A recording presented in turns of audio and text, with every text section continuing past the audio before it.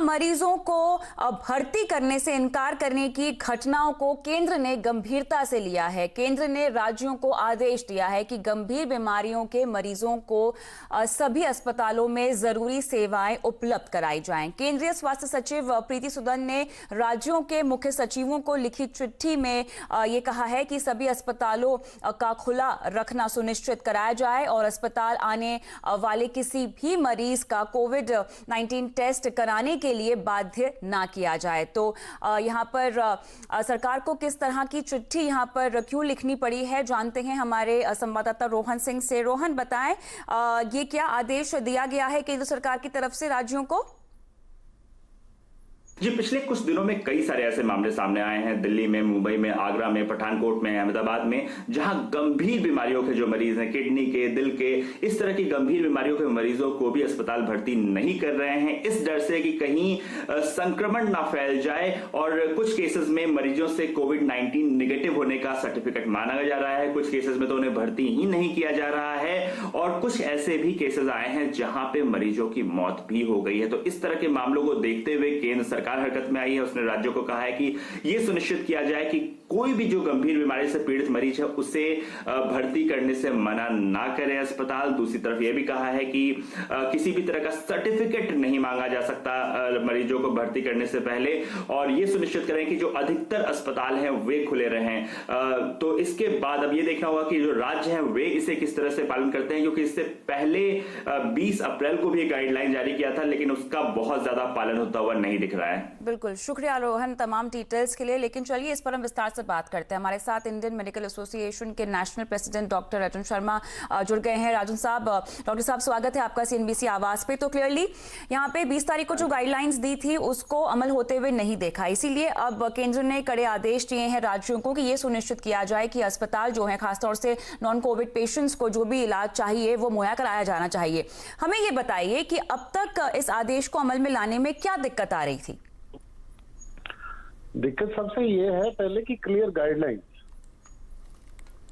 Because अगर आप देखें कि हम ये बात पहले भी सरकार के नोटिस में लाते रहे हैं और मेरी एक पत्र में जो मैंने स्वास्थ्य मंत्री जी को लिखा भी था कि हर एक जगह अलग अलग गाइडलाइंस आ रही है, तो कृपया करके एक स्टैंडर्डाइज गाइडलाइन हमारे को one nation one set of guideline issue करे। एंड उसके बाद हमारी एक मीटिंग हुई थी federation of other medical association, और जिसका एक पत्र हमने 20 तारीख को लिखा था, जिसमें हमने बड़ी क्लियरली लिखा है, if you allow I will read it जी, कि to upscale non COVID service apart from the emergency and essential services which are being offered, a special category of urgent services, cancer patient surgeries, organ transplants as evaluated by the hospital have to start functioning. बिल्कुल। ICMR guidelines to include routine COVID-19 testing for all cancer and other urgent patients awaiting treatment should be made available on so that the COVID PCR testing can be done on the orders of the treating doctor and PPE kits to be made available. ये हमने already सरकार को दिया गया। अब जहां तक सवाल माननीय स्वास्थ्य सचिव का ऑर्डर है, अगर तो जो भी जेन्युइन केसेस हैं उसके लिए हम आईएम में कोई डिफेंड नहीं करता है, बिल्कुल, परंतु कई ऐसे इंस्टेंसेस हैं जहां पर एफआईआर एक टूल बना दिया गया है लॉन्च करने के लिए टू अगेंस्ट अ डॉक्टर। ये एफआईआर का मामला क्या है, हमें ये बताएं, क्योंकि ये दिक्कत बहुत बड़ी है जिसकी वजह से हॉस्पिटल्स और डॉक्टर्स आगे नहीं आ रहे हैं नॉन कोविड पेशेंट्स को भी देखने के लिए। डॉक्टर साहब, ये मामला बताएं।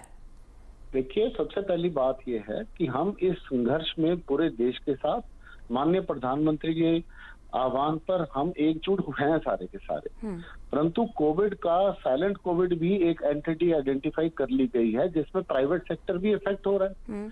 आज आप अगर डॉक्टरों का और नर्सेज का और हेल्थ केयर प्रोफेशनल का संक्रमण पूरे देश में देखें और विश्व मापदंड देखें, ये सबसे ज्यादा है।